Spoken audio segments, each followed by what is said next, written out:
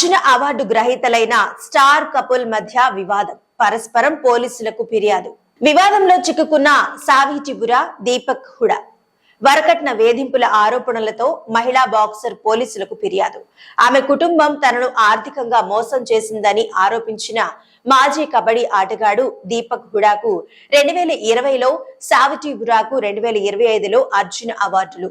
అంతర్జాతీయ మహిళా బాక్సర్ సావిటిబురా, ఆమె భర్త భారత కబడ్డీ జట్టు మాజీ ఆటగాడు దీపక్ హుడా వివాదంలో చిక్కుకున్నారు.